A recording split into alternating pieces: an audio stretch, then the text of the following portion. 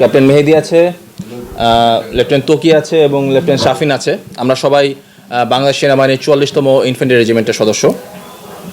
আমরা বরিশাল শহরে আসন নির্বাচনে নিয়োজিত আছি ইউনিট সিভিল পাওয়ারে। আপনারা জানেন যে বিগত 20শে জুলাই 2024 থেকে বাংলাদেশ সেনাবাহিনী দেশের সার্বভৌমত্ব রক্ষার পাশাপাশি দেশের আভ্যন্তরীণ শান্তি শৃঙ্খলা বজায় রাখার জন্য ইউনিট সিভিল পাওয়ারে নিয়োজিত আছে।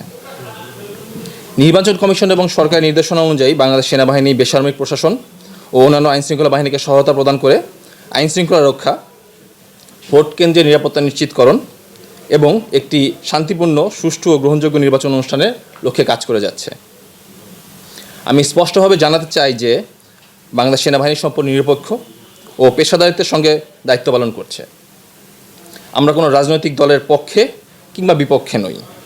আমাদের একমাত্র লক্ষ্য হচ্ছে সংবিধান অনুযায়ী অনুসরণ করে জনগণের নিরাপত্তা নিশ্চিত করা, যাতে সবাই নিশ্চিন্তে ভোটাধিকার প্রয়োগ করতে পারে।